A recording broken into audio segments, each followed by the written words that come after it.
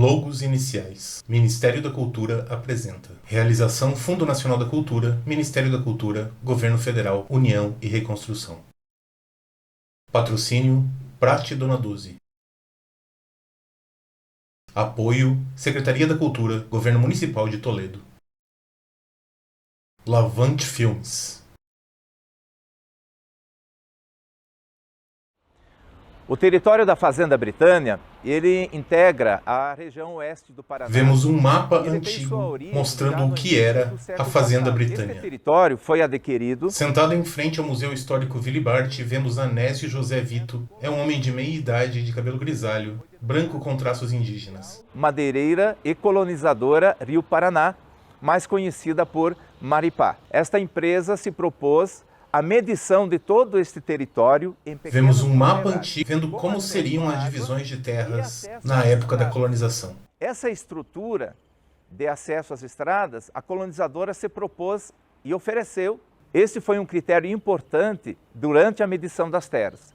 O território foi medido, então, em torno de mais de 11 mil colônias, de 10 a 15 alqueires paulistas. Então, durante a primeira década da colonização, as terras foram oferecidas às cidades, a moradores do Rio Grande do Sul e Santa Catarina. Aqui na região oeste... No outro lado do Museu Willy Barth, vemos Leandro Crestani, um historiador, homem branco, calvo, usando óculos. Isso. Uma diferença entre o município de Toledo e o município de Assis. Que Toledo, nós temos a presença da frente sulista que vem do Rio Grande do Sul. E o município de Assis, que é aqui vizinho nosso, é a frente nortista, que é assim denominada, que veio o pessoal do norte do Brasil, veio de São Paulo e de Minas Gerais ocupar e colonizar esse local.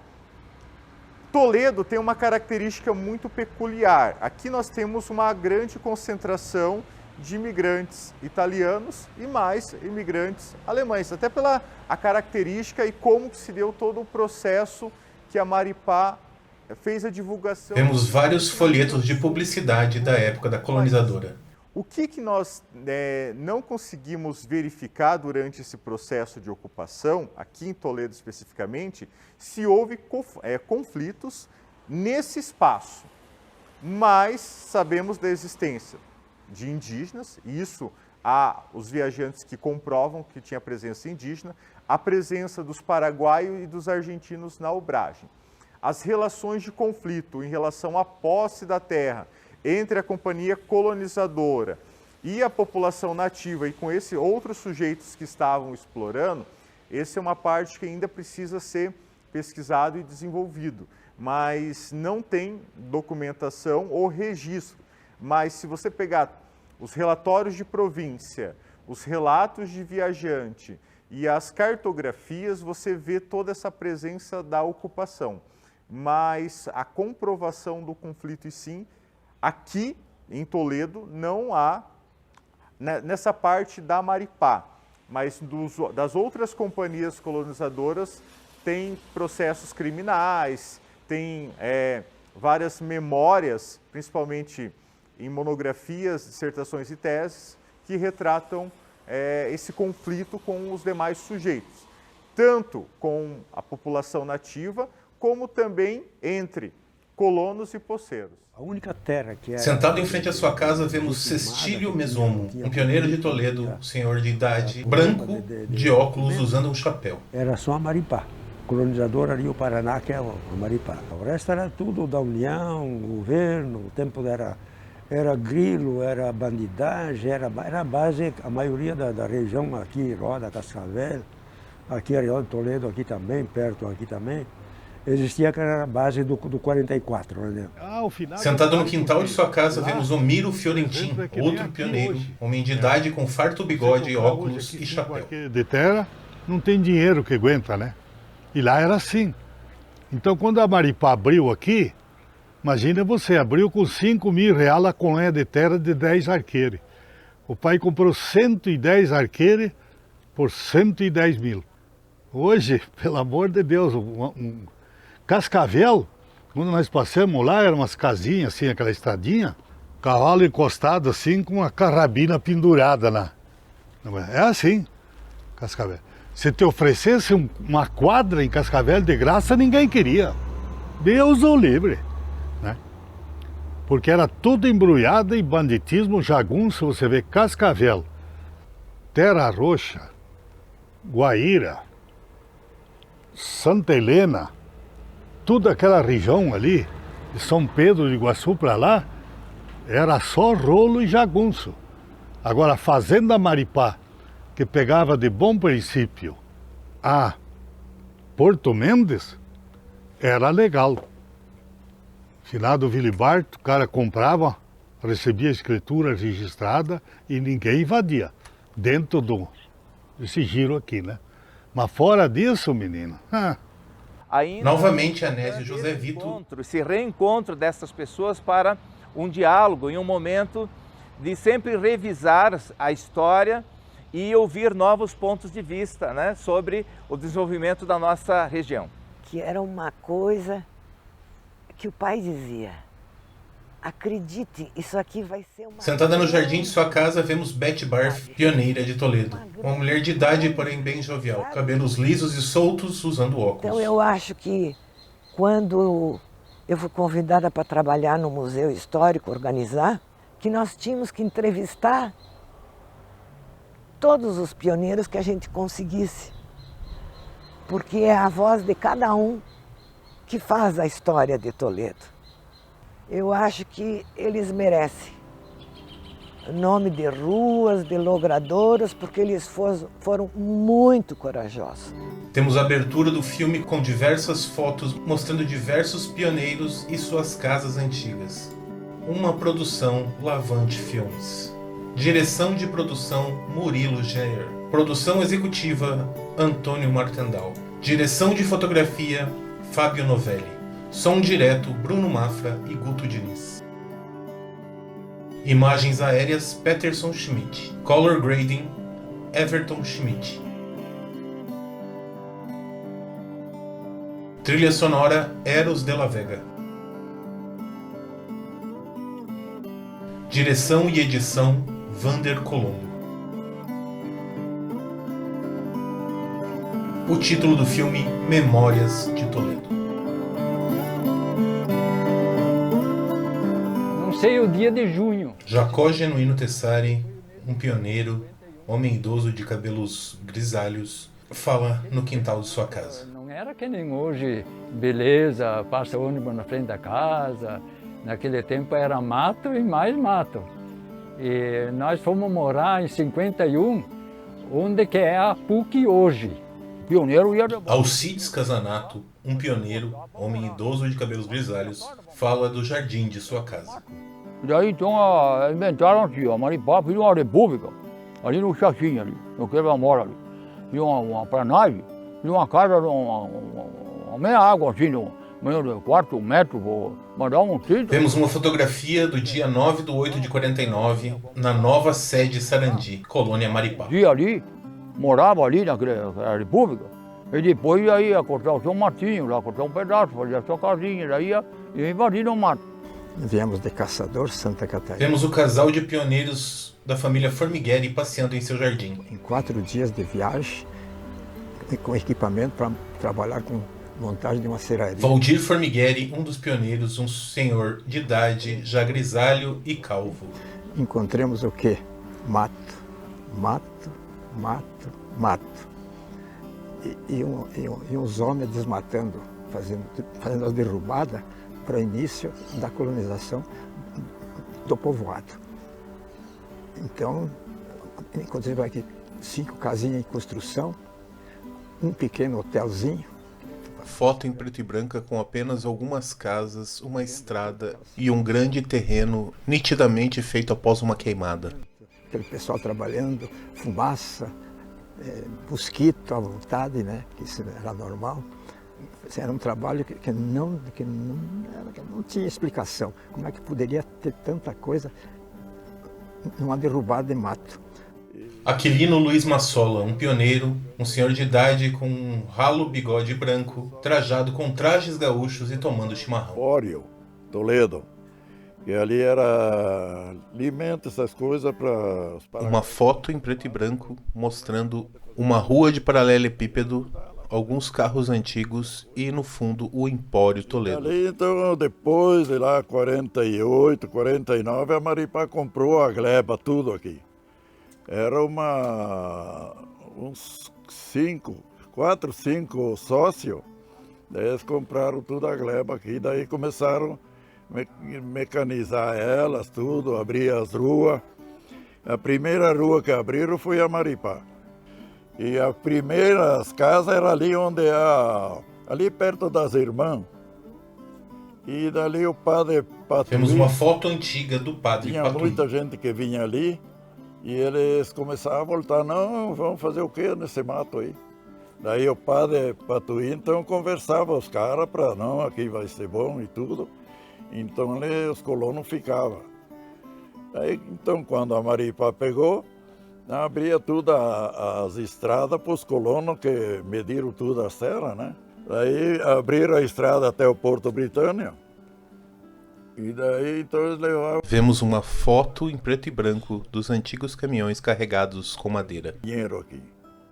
Ali ali para o Esperafico, por aí, a Maripá tinha Uma foto em preto e branco das serrarias antigas com longas toras de madeira na lá frente. embaixo da Vila Pioneira. Vemos uma foto antiga dos caminhões usados na época da Maripá. Madeira para fazer as casas, né? Essa rinha Novamente o pioneiro Cestílio Mesomo. bonita porque era coberta de araucária, que era um tapete.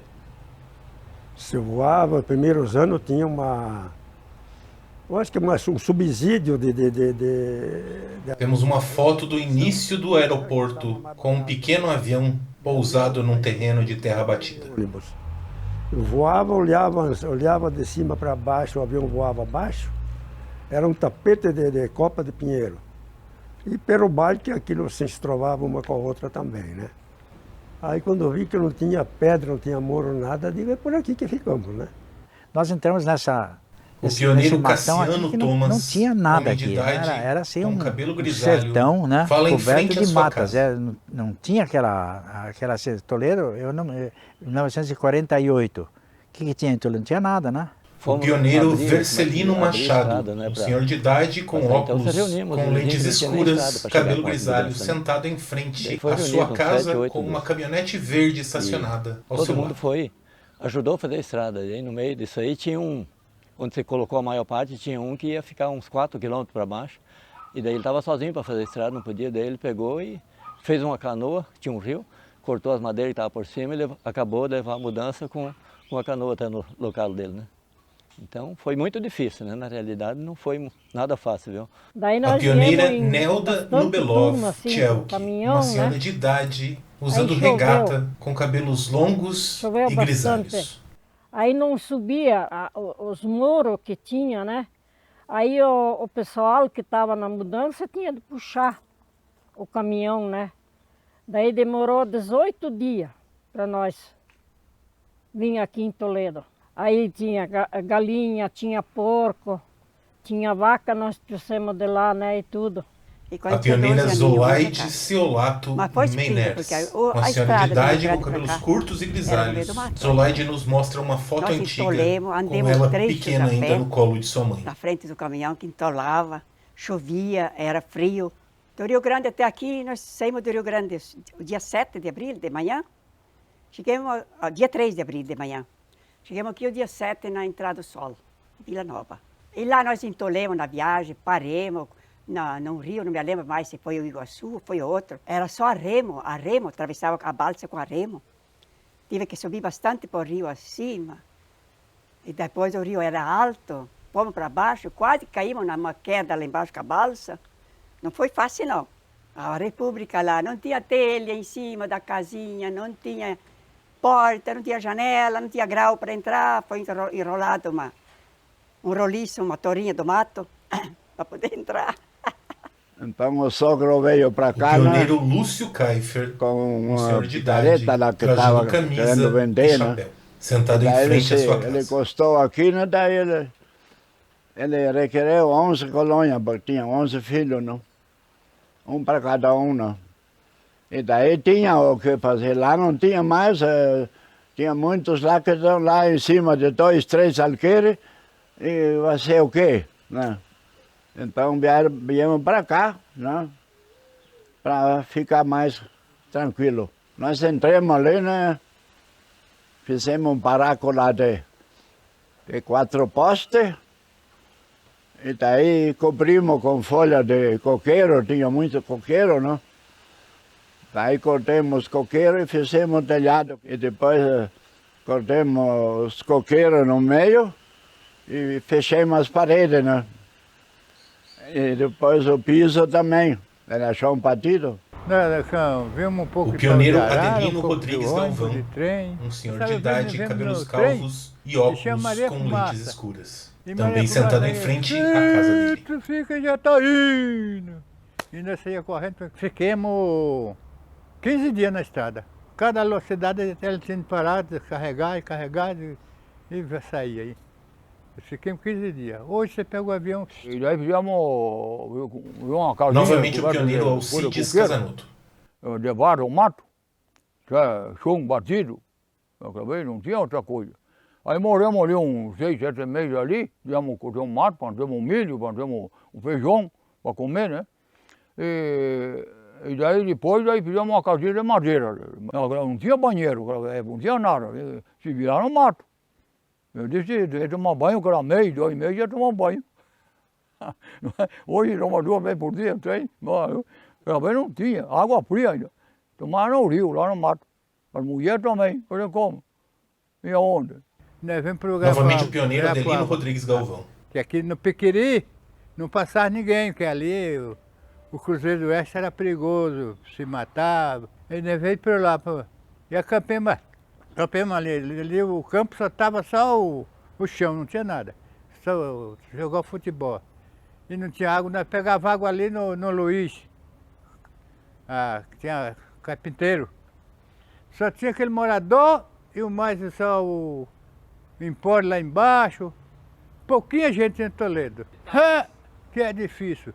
Eu tinha andado de bicicleta, esse sertãozão velho aí, só tinha mato e jagunço, para comprar o palmito. Comprar desse pessoal que vinha de Rio Grande do Sul, comprava em Rondon, tem um senhor lá que comprou muito palmito lá do Sul para mim. O pessoal vem do Sul, para Rondon, 10 de maio. Aí então o Alfredo Vaz comprava o palmito deles, ia para Rio Grande do Sul, comprava e vendia para mim. E eu tinha a turma, era 10, 12 rapazes que ia completa fazer a carga, todo dia fazia a carga de palmito. Fazia a carga e vinham entregar para o Valdomiro aqui a carga de palmito. Esses palmitos era a Argentina que comprava, a Argentina era o comprador, que comprava as madeiras aqui da Maripá. Quando eu cheguei, eu fui comprar uma madeira, eles não quiseram vender porque eles despacharam tudo para a Argentina, a Maripá, né? E esse palmito ia para a Argentina e da Argentina ia para a Alemanha. Nós instalamos numa república. O casal Login sentado em frente ali, à sua casa. O pai construiu Fala uma Maria república Mazola Login, comunitária, pioneira, né? E daí a uma gente senhora de instalou idade, lá. com cabelos Depois curtos de e um grisalhos. tempo, meu pai construiu um hotel. Que a gente morou lá um tempo, foi derrubado o mato, tudo direitinho para poder construir, né? Tinha muito paraguaio. Temos uma imagem das primeiras casas construídas em Depois Toledo, de um tempo incluindo o pai o hotel. vendeu, era ali no Belenzer, construímos lá na Avenida Maripá, outro hotel. Depois a família cansou, né? O pai desistiu, daí vendeu também. O pessoal que trabalhava puxando torra ali para o Porto Britânia se hospedavam ali, né? Sempre estava cheio o hotel. Quando a gente veio aqui para Toledo... A pioneira Iracema de Freitas Galvão, uma senhora de idades com cabelos acaju, tinha uma curtos. serraria, aí o meu pai, a gente veio numa carroça, a gente demorou 5, 6 dias para vir, era puro mato nas estradas, aí o meu pai fazia fogo, né, em roda da carroça para as onças não pegar nós, porque a gente dormia em roda da carroça, né. Me convidou para vir só com ele aqui. O pioneiro Celestino Benítez, senhor de idade com um bigode aparado, calvo e com traços da etnia Guarani. Paraguai que trabalhava aqui no mato. roçar, derrubar madeira, roçar, fazer roça, derrubada. Ninguém não pensava que ia ficar assim em Toledo, né? Que era puro mato, erval e pinhal que tinha mãe. Parece mentira hoje em dia, né? No começo era feroz, né? Porque trabalhava no mato e como que vai fazer comida, né? Aí era sofrimento no mato no começo, né? Tem que enfrentar tanta coisa que não era para enfrentar, não é? Novamente, eu me tornei, acho que o primeiro Formigueiro. balconista aqui da cidade. Cidade não, do pequeno povoado que estava se fazendo. Né? E foi continuando, vindo para cá, vindo para lá, trabalha. O armazém cresceu, a população foi crescendo, o pessoal trabalhando, foi crescendo, abrindo ruas, construindo casa. E a gente ia convivendo com aquilo. E a vida aqui em Toledo, o casal Vieser passeando em seu jardim. Pequena, né? Fala João Alberto Vieser, pioneiro, não tinha nada, homem de idade com o cabelo ainda preto, levemente grisalho e mercadorias óculos. Todas, a maioria delas vinha da Argentina, né? Porque Toledo está ligado com o Porto Britânia.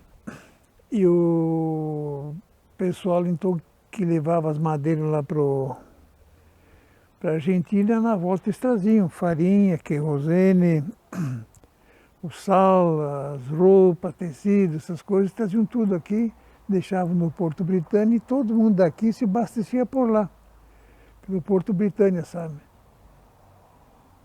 Então, quando às vezes o Rio Paraná enchia e não vinha, nós ficávamos tudo sem farinha de trigo, tinha que comer pão de milho.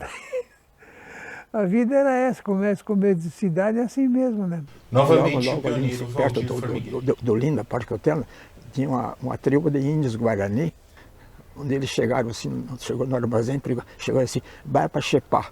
Eu fiquei olhando, o que é isso? Fiquei assim, vai para Chepá, o que é isso?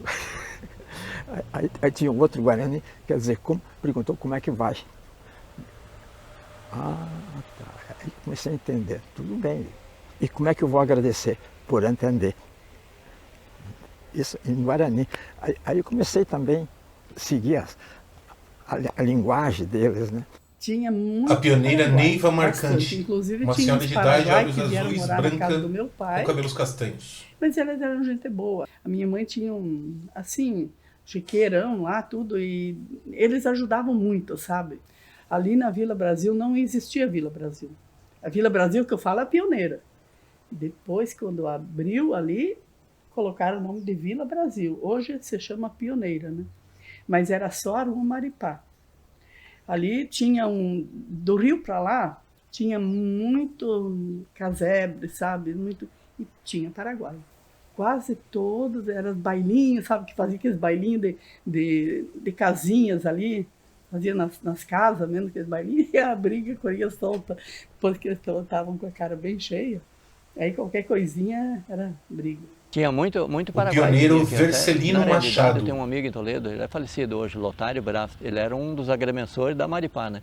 Então, eu construí um sobradinho para ele e ele vinha lá e contava todas as histórias da época, né? Então, os picadeiros dele eram Paraguai todos.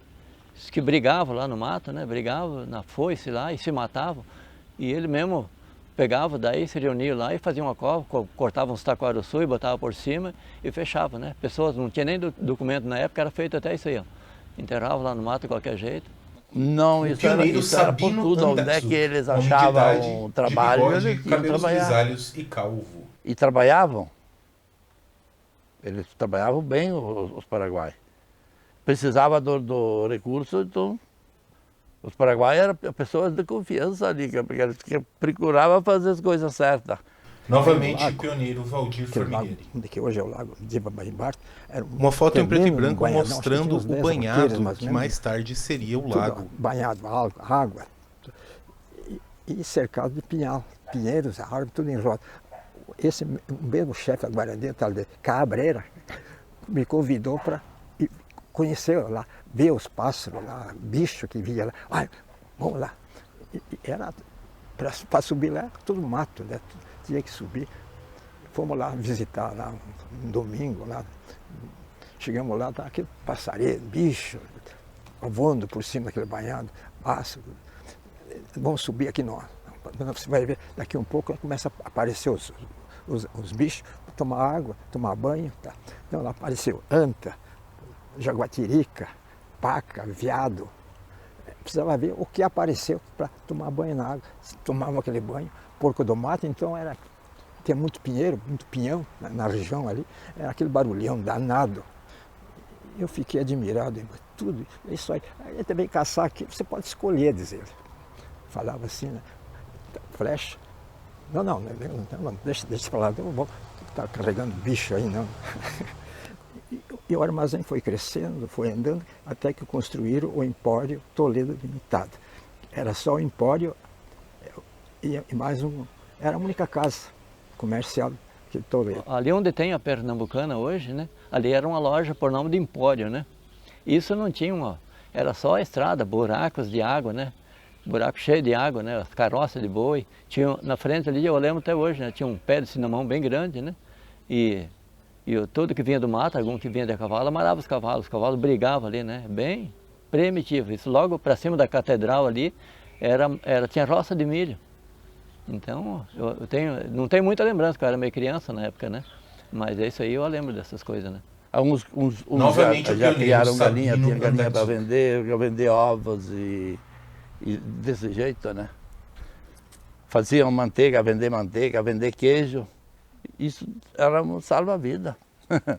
A pioneira então, Egide Michelin Bonetti, sentada em frente à sua casa brincando com seus cachorros. Levava Ela é uma senhora de idade, óculos de ar grosso, cabelos brancos era nem Guaíra. Em Mendes, então, eles traziam as coisas de lá, trazia açúcar, trazia coisa da Argentina, trazia para cá. Então a gente, quando que ele sempre parava ali na Nova Concórdia, que tinha um botequim lá, então a gente comprava as coisas dele.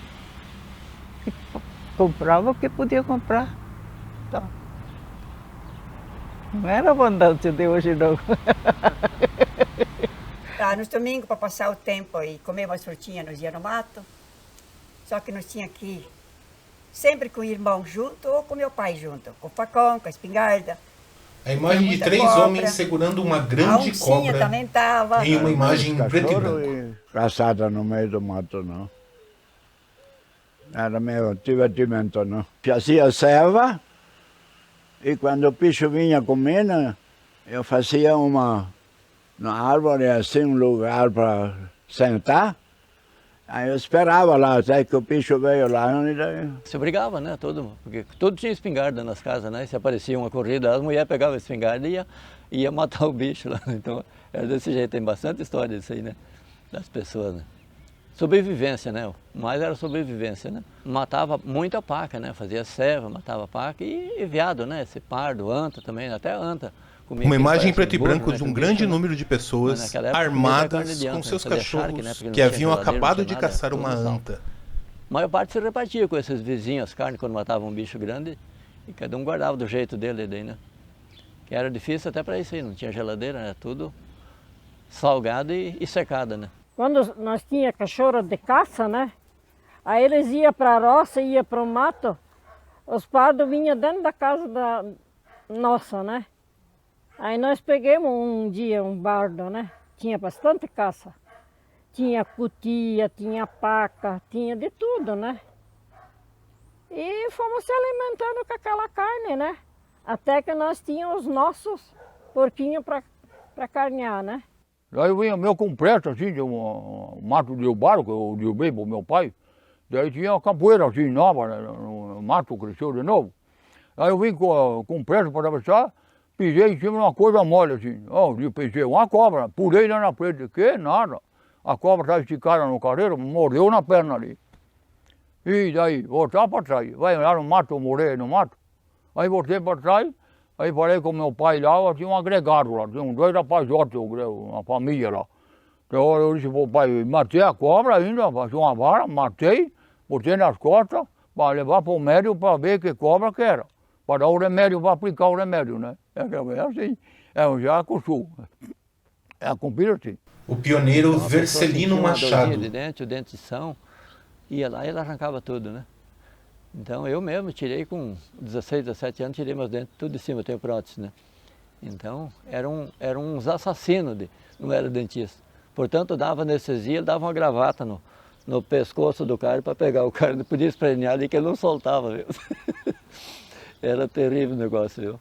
Então tem gente, eu tenho um irmão que tem trauma até hoje de dentista por causa disso aí. Naquela época era primitiva mesmo, o negócio era, até o dentista era feito a facão. Naquela época não tinha médico, não tinha escola, não tinha nada aqui, né? Aí depois que chegou o doutor Ernesto da Lolli, né? Não tinha hospital, daí ele montou o hospital numa casa. Ele tinha aqui nas casas, né? Atender as pessoas, porque ele não tinha lugar ainda no hospital, né? Para deixar as pessoas acamadas, né? Então foi bastante sofrido, né? Porque a água a gente puxava no balde, tinha que deixar posar o barro embaixo e em cima usar para lavar roupa. Foi difícil, mas não lembro daquele tempo, não lembro. Tudo passa, né? Muita poeira, muita sujeira, mas tudo passa. Tudo estrada Uma de chão. imagem em preto e branco E de um Cascavel caminhão para cá e não uma ia estrada também. de chão, carregando toras de madeira. Quando tinha que trazer o mantimento de lá, só quando tinha sol, senão os caminhões não entravam em Toledo. Era muito, muito sofrido ali. Depois que a Maripá pegou, então dali sim, ela começou a abrir tudo as ruas com as máquinas, né? Que antes do Ruaro não tinha máquina nenhuma ali. E a Maripá, sim, ela veio com trator, com patrola, tudo. Aí a cidade ficou bonita. Mas era só aquele cantinho ali embaixo. Para cima, ali da Pernambucana para cima, aqui não tinha nada. Ali onde meu pai montou o hotel era tudo mato. Tira o barro ali para botar o hotel. E para cá também era tudo mato. Era uma semana cada casa. Imagem em preto e branco da primeira casa de Toledo, Era com um coberta grande com número de tabuinha. pessoas em frente a Então, ela. do Pinheiro, eles cortavam tanto assim, né? Dali lascava tudo a coisa para cobrir. Que naquele tempo não tinha telha, não tinha nada. E ainda o padre, aquele depois começou a igreja, ali sim, ele começou a segurar a turma aqui, né? E aquele padre era brabo, Patuí. Então ali ele ajudou muito o Toledo. E aí depois que o Vili ali, que eu falei, Vili era um senhor do Uma imagem em preto e branco do pioneiro Vili Bart. O que esse homem fez aqui dentro tá louco. Foi uma pena ele ter morrido. Ele era um homem assim que tinha visão na frente. Novamente a pioneira Beth Bart. Março de 1949. E nós viemos dia 15 de agosto de 1950 para cá. A mãe, um cunhado dela, cunhado do meu pai, o Júlio Gerton de Azevedo Bastian, que nos trouxe até a Foz e o pai foi nos buscar em Foz. Levamos quase um dia para chegar aqui. E o pai tinha pintado para a mãe uma foto em preto e branco de Vili Bart e sua esposa Diva. Que estava pronta. Só que ainda faltavam algumas janelas e umas portas na casa. No meio não tinha nada, só tinha a casa na outra quadra ali com a Rua Independência e a Avenida Maripá, a casa do seu Carlos Becker, que a família já morava aqui, eles chegaram antes. Mas a visão de uma criança é uma coisa, né? E de um adulto é outra, né? A minha mãe se surpreendeu que era muito mato, né? Ficou um pouco assim assustada, mas ela veio porque ela quis e ela disse que viria para acompanhar o pai. Aí de tardezinha, quando nós chegamos, a dona Ida Becker, mulher do seu Becker, que também tinham 4 filhos, mandou uma jarra de leite para ela ter leite para dar para nós. Porque onde é que ia comprar? Aqui não tinha nada. Aqui em cima tinha a nossa casa, que era ali, e lá na outra quadra do seu Becker. Lá embaixo era uma incipiente vila. E essa rua aqui, a Bento Munhoz, eles tinham passado o trator aqui todo no pátio e deixaram as árvores todas ali, onde seria a Bento Munhoz da Rocha, a rua, né? Então e puseram fogo para queimar o que tinham derrubado, né?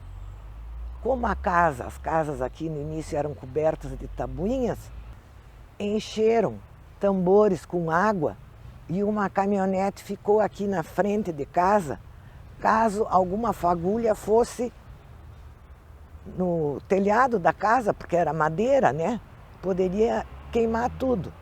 Então a gente ficou com aquela impressão assim meio violenta, né? Porque nós íamos de Porto Alegre para cá. Ele falava bastante do Vilibate, ali daqui de Toledo, mas ele se admirava a coragem, a força e o ânimo que eles tinham para trabalhar, para enfrentar isso. No meio do sertão, com bota no pé, bombachinha, casaco fechado, porque o mosquito tomava conta. Ah, era um pai. Para mim era um pai. A gente trabalhava na casa dele, de doméstico. A pioneira Adelira de Ramos, uma senhora de pele morena, cabelo preto e curto. Ele quase não conversava com ninguém, mas era muito boa pessoa. Os dois, ela também. Ela parecia uma mãe pra gente. Dona Diva, novamente o pioneiro dele, Omiro Fiorentin. Outra imagem em preto e branco de Vilibarte e sua esposa Diva em trajes de gala. Porque eles compraram essa gleba Maripá em 3 de Porto Alegre, né? Que compraram. O Vilibarte era um cara bom. Falou pro finado pai, mas pegue 200, 300 arqueiros e me pague quanto você puder. Mas o finado pai tinha medo de dívida, coitado, né?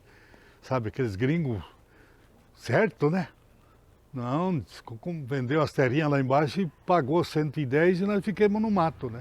Aqui era plantado, novamente o pioneiro Cestílio Mesono. Era plantado só milho, mandioca. Soja era só para fazer, se colhia um pouco de soja, para fazer lavagem para os porcos. Porque naquele tempo não existia ração. Eu mesmo criava porco solto, porco alongado, a enxiqueirava, quando engordava, uma parte pisava com um jolo ou com um quebradorzinho, para fazer a mandioca. Então se dava mandioca e a soja era só para fazer lavagem. A entrada de Toledo era só Maripá. Não existia outra entrada de Toledo, né? Era Maripá, e daí ali na ponte, eu tinha comentado com você, né? Tinha tipo um ferro que eles controlavam os caminhoneiros e as pessoas que chegavam aqui. Então tinha um fiscal ali que fiscalizava isso aí, né? Então a entrada era só ali, né? Daí meu tio, era o tio Antônio, o pioneiro mais velho Arthur de 8 irmãos. Ele estava aqui em de Toledo, idade, não com sabia. cabelo branco penteado para trás e um uns óculos dias de no lentes hotel, meu tio que me mandou conhecer Toledo, ele me deu um bilhetinho. Tu vai conhecer uma loja lá, Ivo Welter. Ele me recebeu na porta, ele era assim, uma pessoa que recebia as pessoas na porta, já na entrada. Tá bem, vai uns dias depois tu volta aqui. Tá, depois de uns dias eu voltei para lá, daí ele falou, pode ficar aqui e trabalhar com nós. Era 53, fiquei lá até 92. O casal de pioneiros Ervino Welter e Eri Welter, ambos de idade, ele calvo e com o bigode branco, ela com o cabelo curto e pintado. Cerveja e açúcar. E na volta, quando cheguei em Cascavel, começou a levantar o tempo, e quando entrei na estrada de Cascavel para Toledo, peguei chuva. E quando cheguei aqui no topo do Rio Toledo, encorrentado, não subi. O caminhão não subiu. Aí nisso veio um senhor lá, era cedo de manhã, pelas 8h30, veio um senhor caminhando a pé, né? Daí perguntei, onde é que você vai? Digo, vou na loja do Ivo comprar umas mercadorias minhas. Digo, fala para ele que eu estou aqui embaixo e não consigo subir, que ele tinha um jipe já, né? Que ele venha de jipe me rebocar. Daí engatemos o jipe e daí consegui subir. Quando encostei na loja, chuva, deu chuva. E logo depois encostou o Dr. Ernesto, ele era prefeito já, com uma perua Ford. Daí ele perguntou, o que é que vem nesse caminhão? Aí o Ivo falou, cigarro. E aí o Ivo só falou, Ervino, te esconda que você vai preso, que você estragou toda a estrada. Mas fiz valeta fundas, né? Uns 40 centímetros as valetas da subida do Rio Toledo, era tudo chão, né? Daí ele Toma, faz o seguinte, me tira um pacote de cigarro debaixo da lona. Você vê o que é o vício, né? Daí eles tiveram que abrir o caminhão, a lona e tirar um cigarro Hollywood. Logo depois veio um moreno lá, chamado Manuel. Disse, isso, Ivo, seu Willy Bart mandou buscar uma carteira de cigarro, eu soube que veio o cigarro. Mandou dinheiro? Não, então não leva. Teve que, daí ele voltou, veio com dinheiro buscar o cigarro. Você veja o que é o vício, né? O Ivo não vendia nada fiado, meu irmão.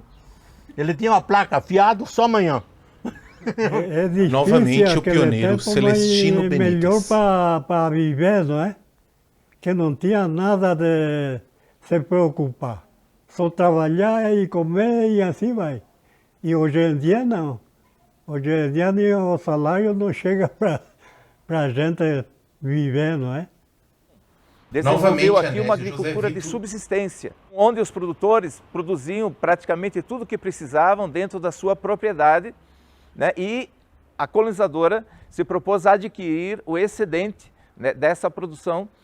E com isso, a agricultura de subsistência, ela seguiu firme até os anos 60, 70, até a chegada da mecanização agrícola. Eles Novamente a pioneira para o meio Beth do mato, Bart. faziam uma barraca, um rancho, derrubavam um pouco de mato e depois é que traziam a família. Foto em filhos, preto e branco, né? de um caminhão carregado de mudanças. Eu acho que as mulheres deviam se assustar muito. Porque tinha muita cobra, tinha muito bicho, muito pernilongo, borrachudo. Foi sofrido. Ele era o nosso pai, era ótimo, né? Era enérgico, exigia, assim, boas notas, exigia que a gente conversasse com todo mundo, que se desse com todo mundo. Tinha normas, sabe? Depois que a gente viu, pôde entender o que ele e a mãe vieram fazer aqui. Porque se a mãe não tivesse vindo junto, ele não teria aguentado. Ela foi uma baita companheira. Uma baita mãe, uma baita companheira, fora de série. E ficou mais 50 anos conosco.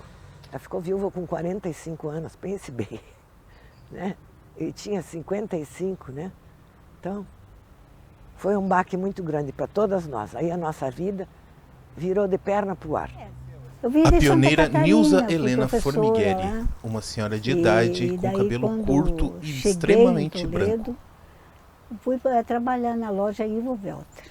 Eu não tinha nem idade para ser professora, mas eu sempre fui uma aluna dedicada, estudiosa, e então eles vieram me procurar. O Clécio disse, nossa, aqui está uma escola novinha em Folha, era o Moraes Rego, tinha recém-construído. E aí então a escola novinha aqui, precisando de professoras, e você aqui dando troquinhos, eu estava no caixa, né?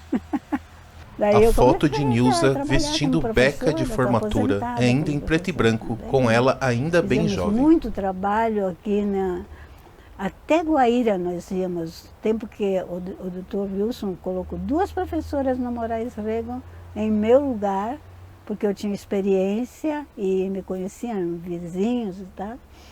Ele disse, não, você vai ter que sair por esse interior para orientar os professores. Então eu comecei um serviço muito bonito, eu gostava. Nós íamos em todas as escolas de toda essa região, de Toledo para lá. Nós visitávamos escola por escola, dávamos as orientações, ensinávamos técnica de ensino, né? Porque era muito, muito carente mesmo. O trabalho que a gente realizou, eu sei o que nós fizemos e eu sempre me senti assim, realizada com isso, sabe? Assim, novamente o pioneiro Cestílio Mesomo. Aí depois desenvolvi, vim para a cidade para estudar filarada, para dar estudo, porque pensei, sem estudo basta eu, né? Então ainda não tinha condições para estudar lá no sul, porque era muito longe, os colégios, aquela coisa toda, né? Novamente a pioneira Adelira eu não de Ramos. aprendi, mas eles estudaram, desde 7 anos já eles estudaram, mas eu não. Portanto, eu não sei nem bem dizer, nem assinar nome, porque se criamos na roça, né? Que nem, por exemplo, a Novamente nossa o pioneiro família era uma família Cassiano alemã que só Thomas. falava alemão. E até tem um caso interessante. Com o tempo foi desenvolvendo a vila, foi crescendo um pouco a parte da agricultura, o pessoal foi se estabelecendo, né? Aí vem a parte social, que é a necessidade de você fundar uma sociedade dentro daquela população, né?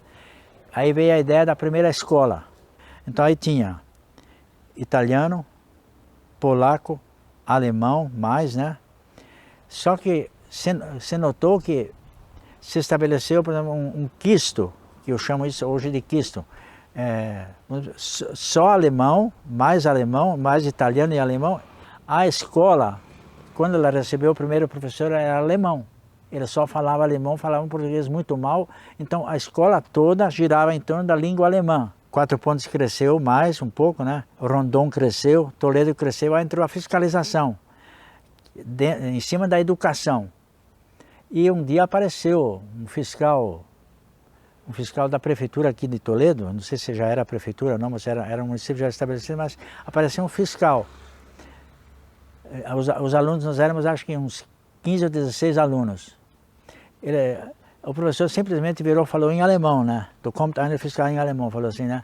A gente assustou, mas o que será? Vão prender nós? O que você sabia disso, né? Aí um deles até perguntou, mas o que é um fiscal? Perguntou em alemão. Wer ist das, né? Quem é o cara, né? Aí você fica tenso na hora, todo moleque de 10, 12 anos ali, esperando, caramba, será que é a polícia que vai levar a gente? O que vai acontecer aqui? Ele simplesmente entrou, virou para a turma e falou assim, a partir de hoje, alemão está proibido. Né? E falou em português, claro, e falou em alemão também. Não se podia mais falar alemão. Né? Quer dizer, para quem não conhecia nada de português, você falava assim, alguma coisa de português, o professor também se dirigia a gente tudo em alemão, né? E isso aí foi um baque. Como é que nós vamos fazer agora? O que você fez? Então, meu pai, se fizeram uma reunião na sociedade, vamos ter que chamar o pessoal que fala português, né? Vamos fazer a mistura, né? Vamos misturar os alunos. Porque só podia estudar, vamos dizer, praticamente quem era católico. O que influenciava ali tinha que ser católico, falar alemão. Uma foto em preto e branca com o padre Patuí e diversos alunos do Colégio Católico. Bem que atrapalhavam a educação. Vim trazida pelos meus pais, né? A pioneira Elga Ivone Vieser, uma senhora de idade, com o cabelo penteado e loiro, trajando uma jaqueta azul enquanto e uma meus echarpe irmãos, os 3 mais velhos, que nós éramos em 5, depois nasceu mais uma toledana, eles ficaram internos no colégio, aqui no Incomar, no Colégio das Irmãs. E eu já iniciei lá, que daí para o meu período já havia professora, porque nós estudávamos numa sala multisseriada. A primeira série, segunda, terceira e a quarta. Enquanto a primeira ficava lá no tracejado, e no 1, 2, 3, a turminha lá do fundo tinha poesia, e aquilo me encantava. Naquele novamente tempo, o pioneiro Jacó Tessari. Meio, 5 quilômetros, não sei bem exato a distância, era a pé, a gente se encontrava uma turminha que vinha, até que nós estávamos no colégio, nós estávamos 15, 20 colegas de moradores que tinha naquela região. Né? Ah, meu a Deus! A pioneira Odila Libera Fiorentino, uma senhora de idade com traços morenos, o cabelo curto e preto. Professora Odila falar em tabuada, eles até hoje, quando me enxergam, né? Quando me enxergavam, e vem matemática, e vem a tabuada. Escola Reinaldo Arose, na Vila Brasil. Aquele tempo chamava Vila Brasil. Daí o prefeito não quis mais que chamasse Vila Brasil, porque parecia um desprezo, porque lá os alunos eram tudo moreno, né?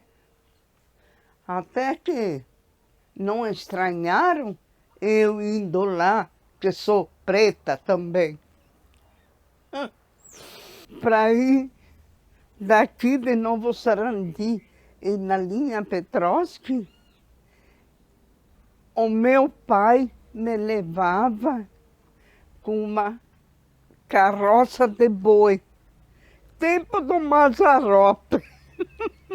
Isto quando chovia, né? Mas antes disso, ele me levava de bicicleta, eu ia na garupa da bicicleta dele. Muita saudade de ser professora, que se eu poderia ser professora hoje, eu iria continuar. Lá, naquela época, a aula era individual. Tem algum menino que era bom de inteligência, passou 3 cartilhas num ano, que tinha boa inteligência. E daí era aluno por aluno, não era classe 1, classe 2, essas coisas, era aluno por aluno que a professora. Foi ensinar a fazer uma coisa que ele fazia, ele já ia passar para frente, né? E quem não sabia ficava patinando, né? É o costume que daí quando chegam lá, 3, 4 vai para um lado, eles estão falando uma língua ali, 3, 4 vai para o outro lado, falam eles a parte é outra língua, era assim, que você se isola para falar diferente do que os outros. Meu pai foi o pioneiro Pitágoras da Silva Barros, um senhor de meia idade, negro, trajando suéter, sentado em frente ao Teatro Municipal. Chegando em Cascavel, ele procurou, primeiramente, as condições de educação e cultura, porque meu pai foi escritor e ele se preocupava muito com esse aspecto. Cascavel perdia para Toledo extraordinariamente. Então aqui viemos porque tinha um colégio La Salle já implantado, com grande fama de bom educandário, e tinha também o colégio das Irmãs Imaculado Coração de Maria, também no mesmo nível. E papai gostou desse aspecto, comprou uma casa aqui e ficou durante um ano fazendo essa ida e vinda de Cascavel. Não, eu não estudei. Eu tinha 4 anos de aula lá no Brasil e era só.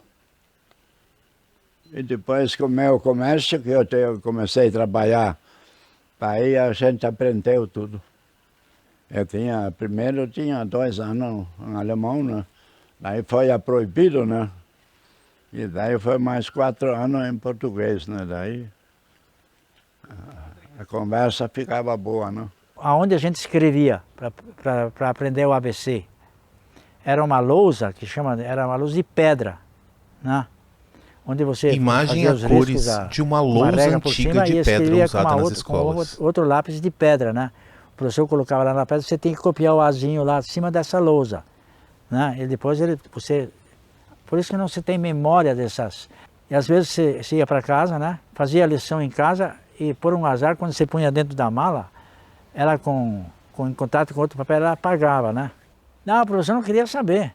Era vara no cara. A educação dentro da região era muito fraca, né?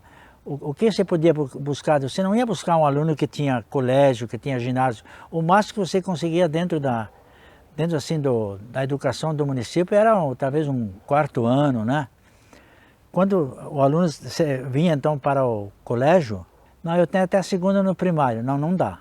Eles não pegavam, né? Eu tenho até a 3ª série. Também não dá. Aqui é 4ª série para cima. E esse era o trabalho dos recrutadores, que eles escolhiam os colégios todos, né? Faziam a seleção dentro das escolas municipais, né? E pegavam os melhores, logicamente. Aí entra a parte familiar, né? Entra a parte religiosa, entrava a parte econômica. A gente só não entendia por que eles não recrutavam as mulheres na época. Isso era uma resposta seca. Não trabalhamos com mulher, é só homem.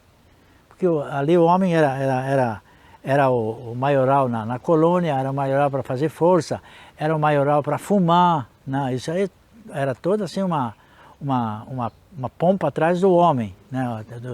do sexo masculino. A mulher fumar, pelo amor de Deus, viu? Era considerada, vamos dizer assim, era rejeitada até pela sociedade, né? Hoje a La Salle é um colégio misto, né? E eu fico satisfeito de hoje, por exemplo, ver a mulher dentro desse trabalho todo, né? Que isso é um mérito dela. Na época foi meio difícil, porque quem tinha dinheiro para mandar os filhos estudar, mandava, né? E quem não tinha, é tipo hospital.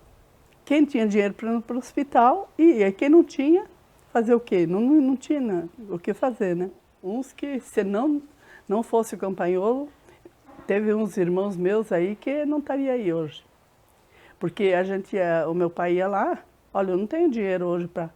Traz aqui, depois você vai trabalhar e vai vir aqui me pagar. Ele era assim, o Dr. Avelino Campanholo. Ele era uma pessoa muito...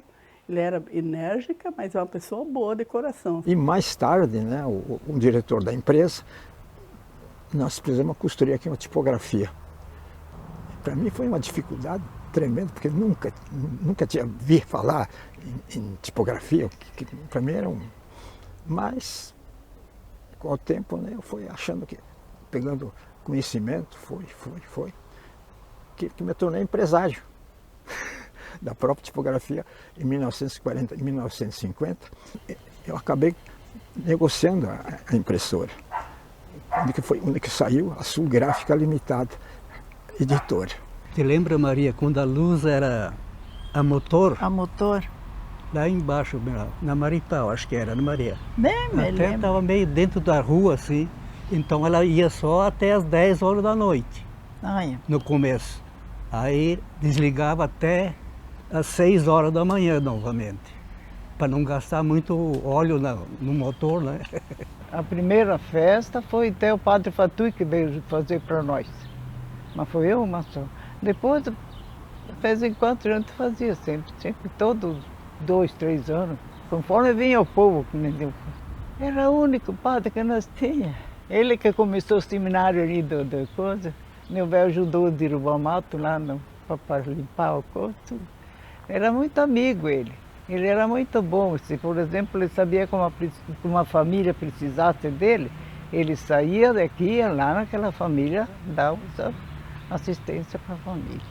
Era muito bom. Mas 10 de maio, porque a o pioneira Miguel Teves, Ilse Kaifer, sentada em frente à sua casa, né, o cabelo pintado de preto e um vestido azul. Ele daí vendeu para 10 de maio, porque 10 de maio só era para entrar católicos.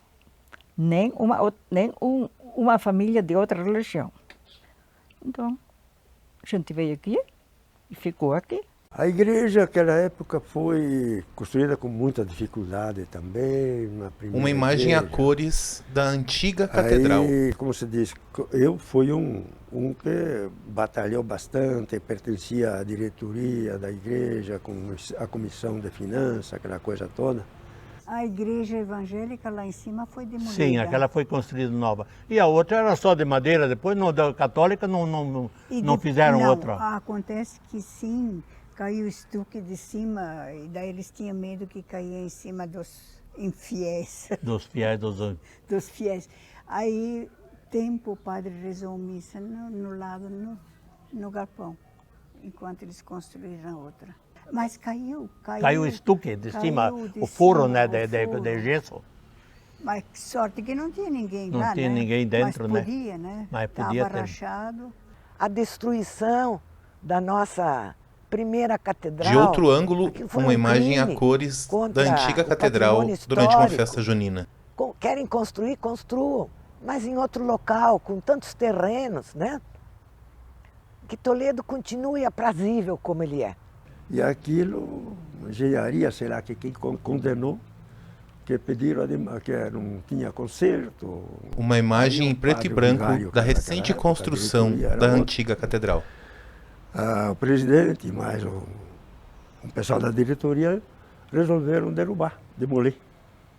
Mas era uma igreja que não precisava demolir. Aí, para ver a verdade, como aconteceu, que as torres, existe até a foto, que as torres... Uma imagem em preto e branco da catedral sendo demolida. Uma das torres está sendo puxada e caindo. Não queria nem tombar, né? De tão bem alicerçada que estava, né? O senhor aí, cinema em Toledo. Outro problema, cinema. Mas como assim cinema aqui? Isso aí é loucura. Uma imagem em preto e branco do jovem Valdir Formigueri e sua família, em frente à antiga casa onde ele morava. Aí o Lorival, que ele trabalhava na Maripá, pois vamos montar um cinema aqui, vamos dar um jeito, vamos arrumar um projetor aí e tal. Foi para São Paulo, trouxe da RCA Victor, 8mm. O Lorival Mendes, né, ele trabalhava na contabilidade da colonizadora, chamavam colonizador naquela época. Né?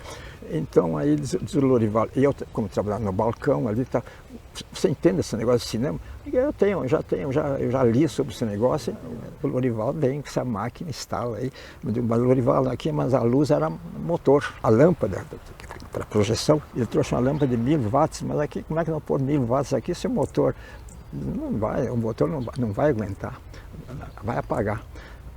Puxa, mais um problema, Zé, mais um problema. Então vamos usar uma lâmpada de menos. Pediu lá para os técnicos, mandaram uma lâmpada de 500 watts, tá?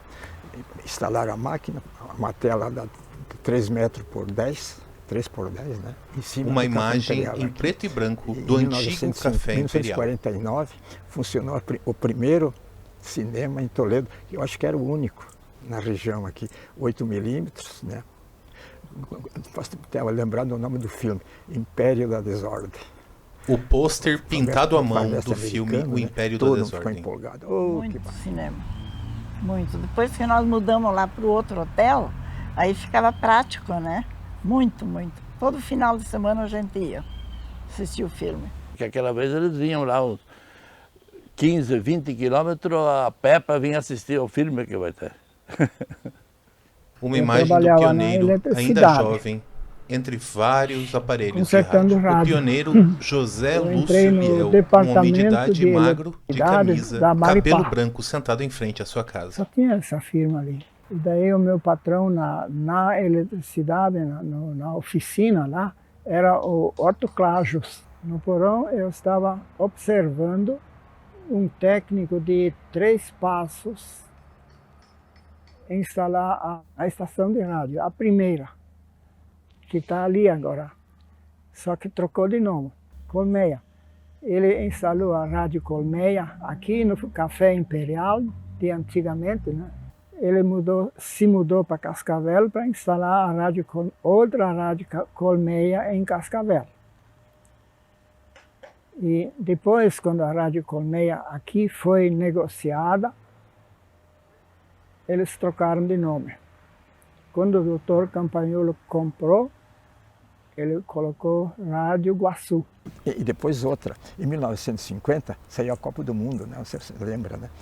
Aí o pessoal ali, Copa do Mundo, transmissor, diz o Lorival, vamos usar o nosso amplificador aqui com alto-falante e vamos pôr na janela do Café Imperial para transmitir o jogo, né? O Brasil estava empolgado, que estava ganhando de todo mundo, né? Todo mundo estava, dizer que a rua ali, era uma estradinha ali, ficou cheia de gente para escutar o alto-falante retransmitido pelo amplificador do cinema e mais um rádio para sintonizar, que acho que isso era a Farroupilha de Porto Alegre, ou a Rádio Nacional, a Farroupilha, estavam transmitindo esse jogo. Né?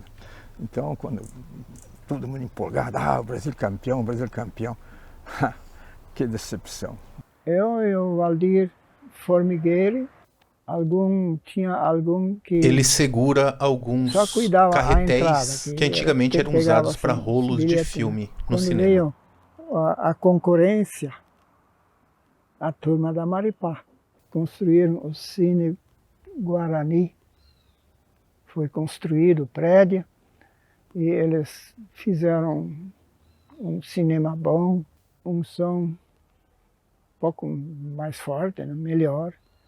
E o Lorival viu a concorrência chegar, ele começou a construir o Cine Imperial. Uma foto em preto e branco Mesmo da inauguração alicerce, do Cine Imperial, forte. 1963. E pouco maior também, e foi instalado a aparelhagem, eu ajudei a instalar, né? 35 milímetros, e já vieram novas máquinas. Então eu ia nas vilas com o que era dele, máquina, tudo, há alguns anos. E comprei a máquina 16 milímetros do Lorival. Eu troquei de carro para uma variante. Para carregar, eu tinha que levar motor, porque no interior não tinha luz, né? Tinha vezes que não cabia tudo no salão. Era salão da cidade, da vila, né? Mas às vezes tinha pouca gente, como sempre. Só tinha um filme. Mas os Mazzaropi, os Teixeirinha e aqueles faroeste, os faroeste italiano. A colonizadora, nós precisamos fazer um jornal. E assim o seu Egon Berch, né, que era o diretor comercial, pois nós vamos dar um jeito. Você vê o que precisa, o que isso, que aquilo, nós vamos, a colonizadora vai repor tudo, tá. E assim foi. Em 1953, saiu o primeiro jornal, o Oeste. Imagens da primeira edição do jornal O Oeste. Manual. Levamos quase 4 dias para fazer esse jornal. O jornal era semanal, porque para fazer um jornal manual tinha que ser semanal, né? Porque tem outros serviços que você não podia, tinha que atender. Então nós fazíamos assim, né? Quando a média de jornal era 600, 800 jornal. Depois da gente montar o jornal, toda a chapa que imprimia o jornal, né? Você tinha que distribuir todo novamente nas caixas, tipo por tipo, para depois começar o outro jornal, a outra edição no caso, né? Então era problemático. Então, nós trabalhávamos às vezes, quando era para fazer jornal não tinha hora, começava lá às 7 horas e até 10 horas da noite. E naquela época a luz aqui em Toledo era motor, mas até às 10h30 tinha energia elétrica, depois escurecia. Aí com o tempo eles construíram a usina São Francisco aqui. Era de lampião, nos primeiros tempos, lampião a querosene. E depois, ultimamente, antes da energia vir, nós tínhamos lampião a gás, geladeira a gás, aquela TV pequenininha, bateria. Foi sofrido, porque não tinha aquele ganho, né? Eu trabalhava por dia nas casas, eu pegava os filhos, punhava no carrinho e ia trabalhar na cidade, trabalhar por dia nas casas, para mim criar os filhos, mas criei, ninguém pereceu por fartas coisas, porque eu trabalhei, nossa. Eu lavava roupa os outros, eu limpava a casa, eu pegava pedaço de terra para limpar soja, trabalhei de boia fria, e quando as crianças estavam grandinhas, eu dava uma enxadinha para cada um do lado do outro, carpindo junto com a mãe. Eu sei tudo quanto é serviço grosseiro, eu sei. Daí ele começou a trabalhar de pedreiro e eu ia ajudar, porque ele ia arrumar ajudante, né? E às vezes não achavam, estavam todos trabalhando, eu ia ajudar. Fazia o meu serviço de noite, eu passava roupa, eu lavava roupa, eu costurava de noite, para outro dia adiantar o serviço para mim ajudar ele. Tudo isso eu enfrentei. Graças a Deus eu venci. O cigarro, o fumo, ele foi descoberto, foi trazido para cá, acho que em 1950, por aí. Aí, não sei se a Souza Cruz já era estabelecida, mas ela incentivava esse tipo de plantio, né? E a região encheu dessa cultura. Tanto assim que meu pai, ele era viciado nisso aí. como alguns meus irmãos, né? E a comunidade toda, eles tinham essa tendência do cigarro, né? E meu pai ele fumava muito, como outros muitos, né? Fumava demais, ele não fazia aqueles cigarrinhos de 10 centímetros, fazia aqueles charutos de 15, 20 centímetros e fumava, né? Um dia quando se machucou, né? Foi mostrar uma terra para um amigo dele, se machucou no peito, né? E na época não tinha aquela, em 1959, aí não tinha aquela assistência médica, né? Puxa, você se machucou, vamos correr lá para o médico, né? Que Toledo era o Campagnolo ainda, né? Que estava iniciando os trabalhos dele na medicina aqui. Então não houve aquela assistência médica na época, né? Ele se machucou e largou para lá. Chegou em casa e falou para minha mãe, eu caí em cima de um toco e me machuquei. Isso foi em janeiro daquele ano. Em fevereiro, março, a coisa começou a piorar. Aí tivemos que forçar ele, levar ele para o Campagnolo aqui, né? Trouxemos ele para cá, quando foi tirada a primeira situação lá do corpo dele, o lado esquerdo estava condenado já, né? Estava todo branco. Curitiba também ficou um tempo lá, condenou, mandou devolver. Aí já era junho, julho daquele ano, 1961. Ficou no Campagnolo mais um mês, o companheiro falou, eu não posso fazer mais nada. Câncer, já afetou os dois lados. Aí foi até novembro daquele ano, ele faleceu. Que para nós foi assim uma derrocada, né? Porque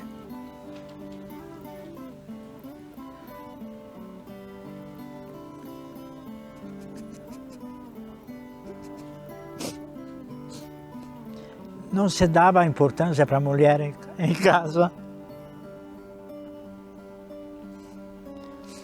A mulher era assim um ser à esquerda. Você está ali para trabalhar, para lavar louça, era essa a situação da mulher, eu sempre falo isso. E isso me chateava muito.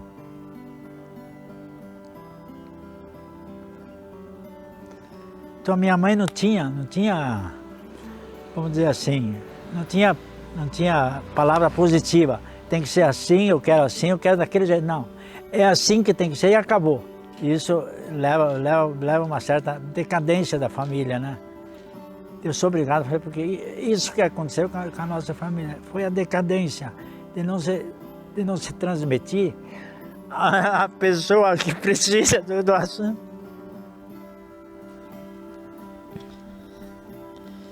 E eu não sei até hoje por que esse ser humano que é a mulher não tem que tem toda essa força em si e não consegue pôr para fora e não consegue convencer a sociedade de que ela tem muito mais valor que qualquer um de nós. Eu acho que as mulheres conseguiram segurar os maridos aqui. Se elas não tivessem vindo junto com eles não aguentariam. Havia dias que o meu pai pegava a mãe, iam de caminhonete visitar os colonos para dizer que não desistissem, que acreditassem que isso aqui ia ser uma grande coisa, que não fosse embora, né?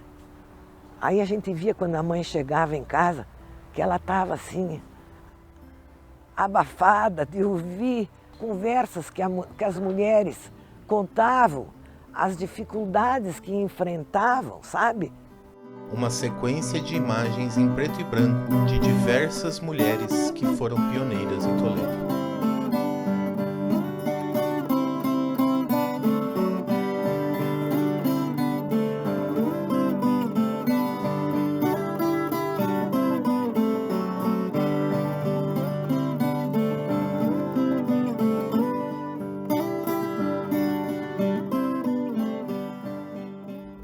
Pioneiro Henry Keifer sentado ao lado de sua esposa, vestindo uma camisa azul e uma bermuda verde. Ele é branco e calvo. Pegar o cavalo e foi atrás para a parteira, né? Ela atrasou, viu? Daí eu fiz o parto dela mesmo, sozinho. Quando ela voltou, já tinha ela dado banho, já tinha cortado o umbigo, já tudo certinho já. Eu fiz mesmo. Tinha que fazer fogo para esquentar a água, para pôr a tesoura dentro, para cortar o cordão umbilical, né? Aquela vez não tinha com a casa nada, tinha que fazer fogo. Eu escutei quando eles estavam, mas deu tudo certo. Não deu nada de infecção, nada. Eu tinha acho que 11 anos, por aí. Quando que eu saí da loja, eu vi aquele barulho, que nem... De repente eu olhei assim para cima, eu vi aquele helicóptero. Gente do céu, eu não sabia que era helicóptero. E eles viram que só tinha eu na rua ali. Só tinha eu, estava levando as comprinhas lá. Quando eu vi aquilo, eu saía disparada. Eu corri para baixo, mas corri. Tinha perninha boa, né? Corri, ele me acompanhando com o helicóptero. Eu cheguei em casa assim, sabe? Quase desmaiei. Falei, mãe, tem os caras de disco voador aqui que querem me pegar. Daí ela olhou, deu risada, sabe? Ela falou, não, Neiva, esse é o helicóptero. Daqui a São Paulo era estrada de chão. Quando chovia? Chovia era Hotel Gabina. E assim ia. Eu cheguei a fazer 21 viagens num ano no Rio de Janeiro de feijão preto. E a loja foi construída tudo com o dinheiro do feijão. E um ano fizemos balança, deu 136% de lucro, por causa do feijão, tanto que valia o feijão. Não tinha feijão no Rio, eles brigavam, quando chegava lá, esse feijão é meu, esse é meu, eu quero ele. Toledo é um fenômeno, é uma cidade que era praticamente construída por uma dúzia de famílias numerosas, que vieram daqui do Rio Grande do Sul, de Santa Catarina para cá, e que se transformou nessa cidade que é hoje um centro agroindustrial, educacional, cultural e, por que não dizer, de uma indústria muito producente e sempre em crescimento. Toledo foi o doutor em desenvolvimento regional, Jandir Ferreira de Lima, homem de meia idade, jaqueta, óculos e cabelo levemente grisalho. Pelos criatórios e pela lavoura comercial. Mas lá nos primórdios ainda da colonização de Toledo, além dessa produção agropecuária, também houve investimento na transformação. Tanto é que o frigorífico pioneiro foi um investimento à época singular na região. Esse frigorífico pioneiro, ao longo do tempo, vai se transformar na Sadia Frigrobas, que hoje é a chamada BRF. E a BRF foi o embrião para que a gente tivesse hoje um polo de nutrição animal que é muito significativo na região. Atualmente, Toledo tem duas estruturas produtivas muito significativas. Uma é agroindustrial, que é o polo de nutrição animal e o polo de transformação agroalimentar. E tem também hoje a estrutura farmacêutica. Porém, a estrutura farmacêutica hoje, o grande impacto dela está na transformação da base produtiva do município, que era uma base produtiva muito focada em recursos naturais e agora mais e mais entra numa base produtiva focada na economia do conhecimento. Não apenas a questão farmacêutica, a produção de fármacos, mas também a área de tecnologia da inovação, da informação, que está sendo muito significativa. Ou seja, hoje, o impacto do bioparque, de todo o investimento na farmacêutica, em todo o investimento em tecnologia da informação, põe Toledo como uma cidade muito inovadora no contexto da região. Toledo foi uma cidade que sempre se preocupou na educação. Basta dizer que já em 48 chegaram o Colégio das Irmãs. Já começou uma educação, menos tinha, né, uma coisa. E depois começou o Colégio La Salle também, com o ginásio. Na época do ginásio, quando nós começamos o ginásio, que era de 5ª e 8ª série, né, só tinha em Ponta Grossa, Londrina. De lá para cá, toda essa região não tinha isso aí. Quer dizer, para Toledo é uma grande coisa. Inclusive, tinha colegas que estavam comigo que eram de Foz do Iguaçu, que eram de Guaíra, que eram do Mato Grosso, né, que eram de Cascavel, que estudavam aí. Nós sempre fomos bem servidos de instrução, na parte de instrução. A Prata Dona Dulce, eles precisavam de farmacêuticos formados, que eles chamam de farmacêutico de cadinho, que aprenda para fazer remédio mesmo. E não tem. Por isso que a Universidade Federal de lá está especializando para isso, para ter farmacêutico especializado para trabalhar na formulação dos remédios.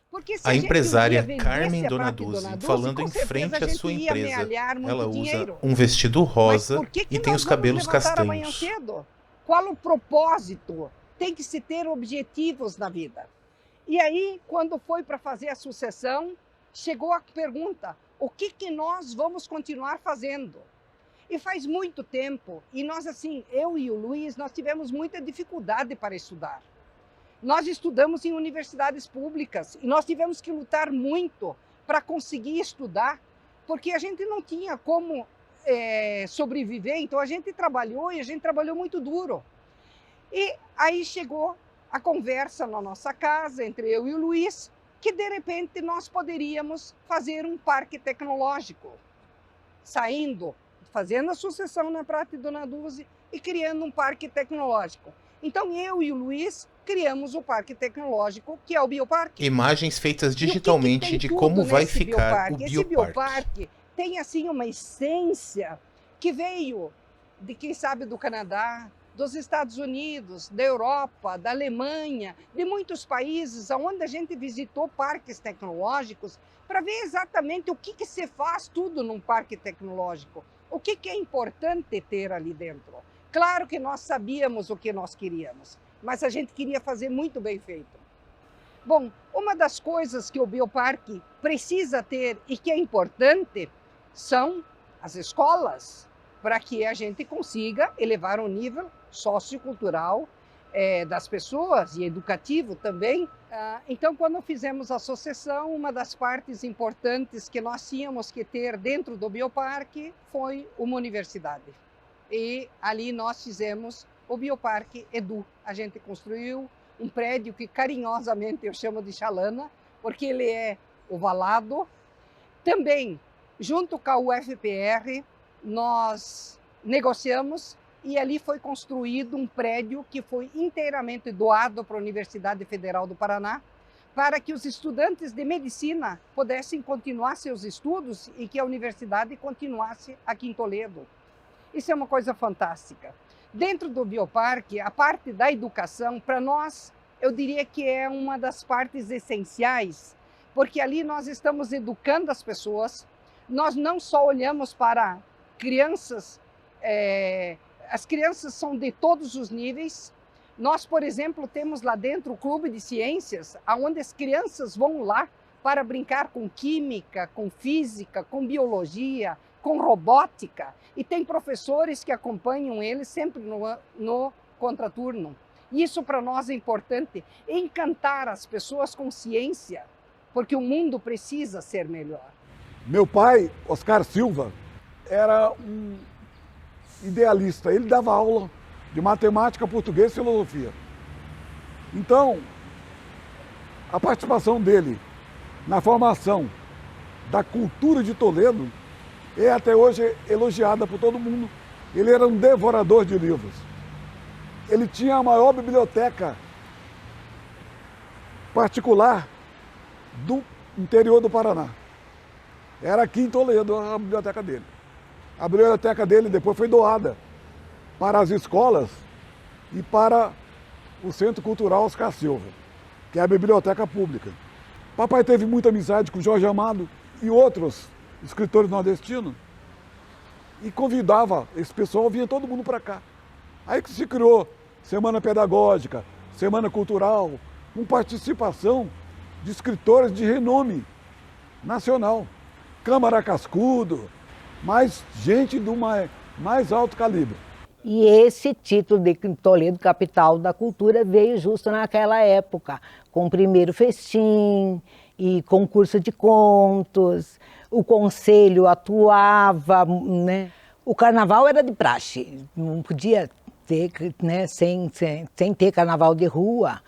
E isso era sempre por responsabilidade da Secretaria da Cultura. Naquele tempo eu trabalhava como coordenadora do Centro de Criatividade, depois já não teve mais. E nós fazíamos as alegorias todas lá, criadas por nós, feitas por nós, dentro do Centro de Criatividade.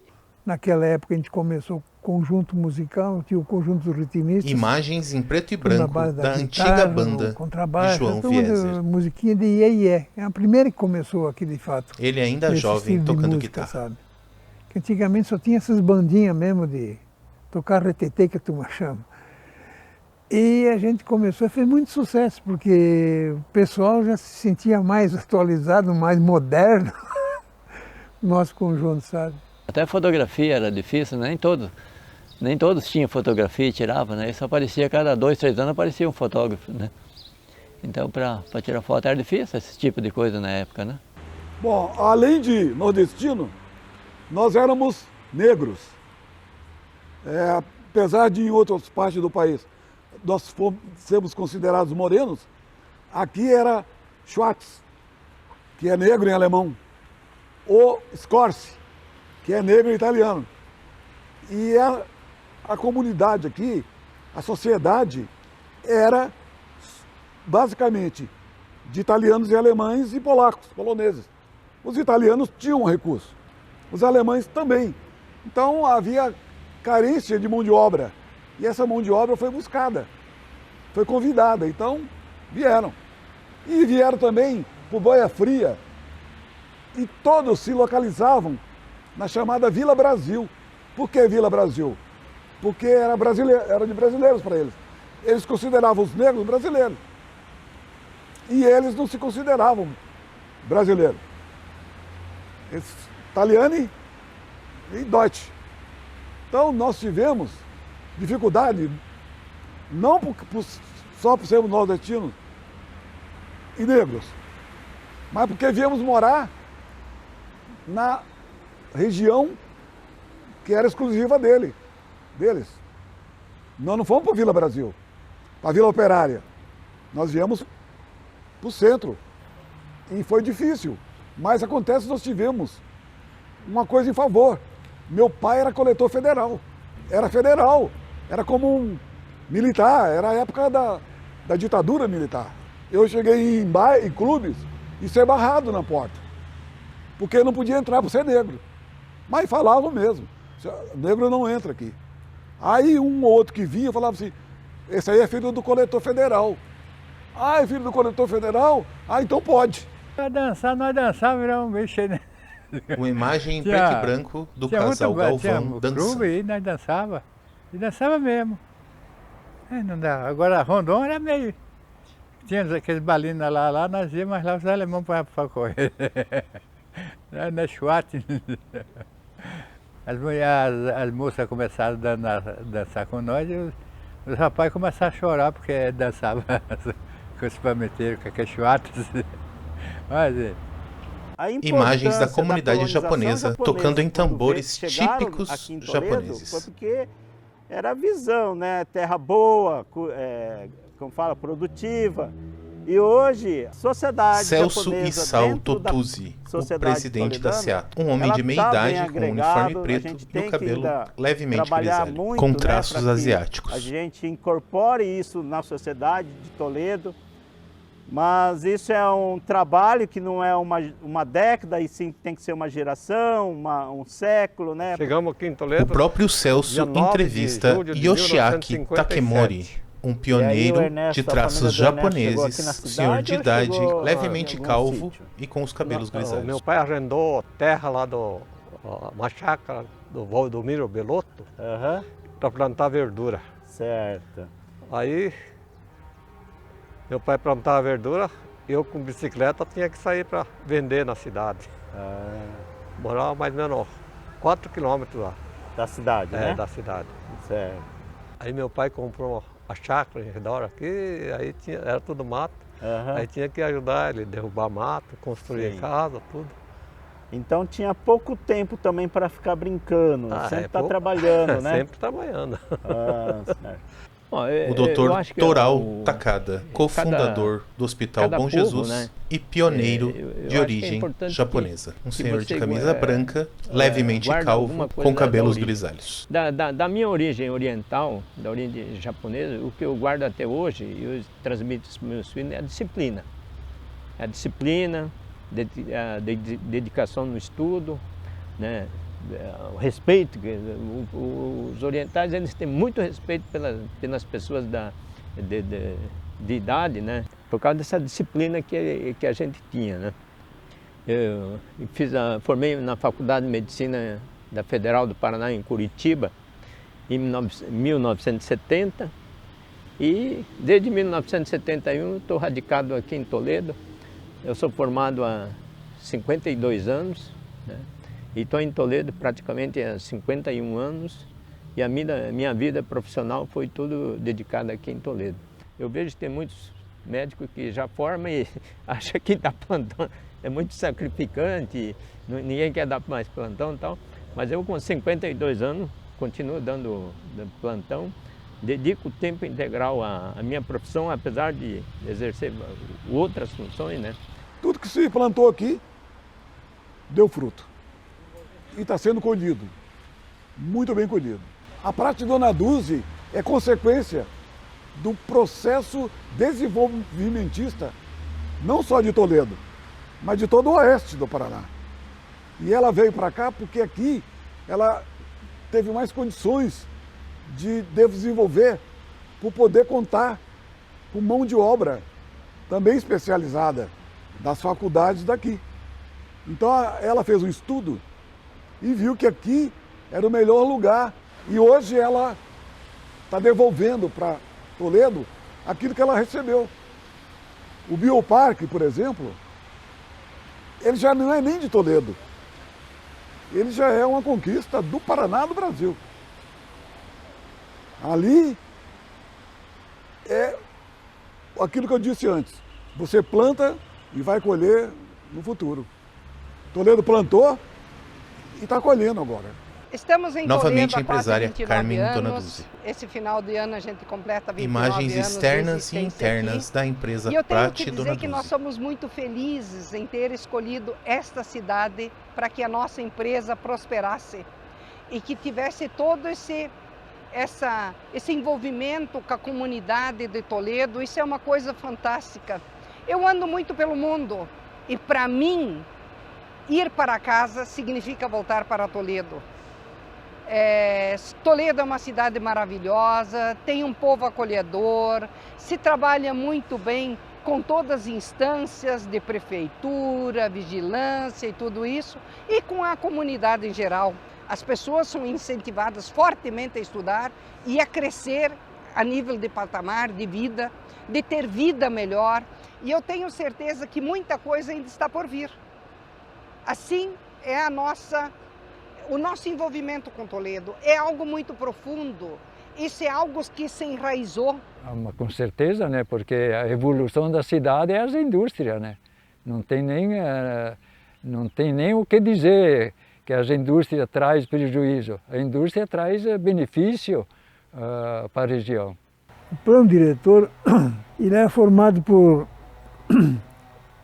engenheiro civil, arquiteto, sociólogo, especialista na área de educação e especialista também na área de administração pública. Então eles fizeram durante um ano e pouco que vieram aqui, montaram todo um projeto de como devia ficar Toledo, como é que Toledo devia se comportar daí para diante. E a gente conseguiu até num preço razoável na época, que a gente pagou as coisas.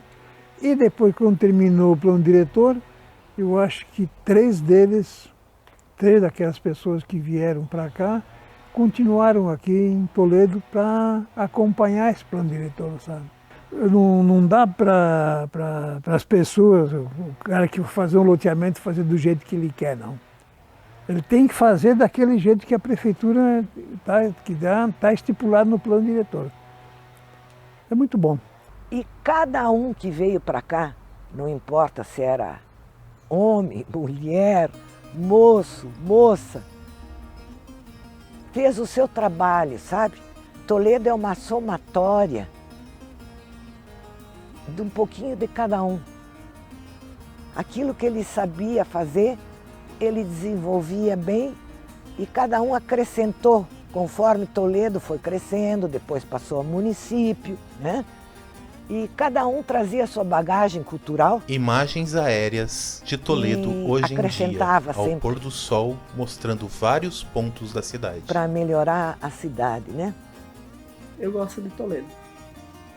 Eu amo Toledo. Nasci aqui. Se eu pudesse nascer, mas eu queria que Toledo aí ficasse pequenininho como ele era e começasse tudo de novo, porque hoje Toledo está muito grande para mim. Está muito grande, muito movimentado, mas eu amo Toledo. A gente se sente até perdido, porque se fosse eu numa rua agora, eu não conheço mais. Imagens aéreas do centro Daquele da cidade tempo e agora, de Toledo, tudo, por hoje. tudo. A gente deixa de ir para a cidade, vamos supor, 8 dias, se é o mês que fosse, já vai ter diferença. É muita revolução, muita coisa. O Toledo está crescendo bem demais, quase. E se falar a verdade, uma coisa falar para você, depende da televisão, eu gosto de Toledo, mundo. Toledo é a cidade que está indo, Toledo é a cidade limpa, Toledo é a cidade séria. É uma cidade, Toledo, pode dizer assim, habita. Todo toledense pode ter orgulho de estar dentro de Toledo. Uma lembrança leva, como morrer hoje eu levo a lembrança. Toledo é uma cidade boa. Pode sustentar Toledo, que Toledo é cidade. Ando por aí, agora pouco saí, faz uns 3 anos que estou aqui, né? Agora saio, me admiro de ver tão bonito Toledo, cidade boa, casa boa, carro bom, sento ali, eu já até brinquei que eu estou contando os carros para entregar. São carros bons, como é que está ruim? E com as vizinhas, eu tenho amizade com todos. Graças a Deus, até hoje, eu não posso dizer esse vizinho é ruim ou aquele é ruim. Eu me dou com todos. Sempre respeitando o jeito de cada um. Porque eu tenho um jeito, um ritmo, né? O outro tem outro jeito, foi criado diferente. O outro tem outro jeitinho. É na comida, é no falar, é no caminhar, em tudo, né? Mas eu respeito, cada um respeita o seu jeitinho de cada um. Mas eu me dou com todos. Eu não olho a cor, nem a raça. Não, para mim são tudo irmão, tudo irmão. Eu me dou com todos. Porque o professor lá, quando escrevia numa palestra, numa resposta que ele deu, digo, olha, você daqui uns anos, 20 ou 30 anos, vocês vão ter o mundo na palma da mão. Todo mundo para lá, mas palma da mão, isso é impossível, né? A gente que sabia que para fazer um rádio ou qualquer coisa precisava de muito material. Agora, telefone, palma da mão, isso aí não dá para acreditar. Porque hoje, por exemplo, mais um pouco, fala até com São Pedro, se for celular, né? Fala hoje, vê, por exemplo, eu vejo aqui, eu olho no celular, vejo lá a fazenda, lá onde tem os piá, lá no sul, no Mato Grosso, vê tudo, vê lá, por exemplo, vê na Itália, onde quiser. Eu tenho assim um amor muito grande por Toledo, já era para estar morando fora daqui, Cascavel, já com, aí vou morar em tal casa. Não, eu não quis sair do meu ninho, da minha cidade aqui, onde eu cresci, onde eu vivi, onde eu vi meus filhos crescerem. As árvores que vocês veem aqui foram todas a minha mãe. Uma imagem a cores de Vili Bart e sua esposa Diva colhendo flores no quintal de sua casa. As alés, ela trouxe mudas, quando ela veio, ela trouxe mudas lá de Porto Alegre para plantar aqui. E hoje estão aí fazendo sombra, né, nos agasalhando. Então, que a juventude estude, vá para fora, veja novos horizontes, mas voltem com ideias modernas, mas sempre não esquecendo o passado. Não esquecendo cada um que pôs o seu tijolinho para que Toledo fosse o que é hoje. Créditos finais com diversas fotos antigas da construção de Toledo. Pro chão de amor tropeiro, Paraná, nossas belezas sobram aos olhos de quem vê você chegar. Aventureiro, volta pro chão de amor tropeiro, Paraná, nossas belezas belezas sobram aos olhos de quem vê você chegar.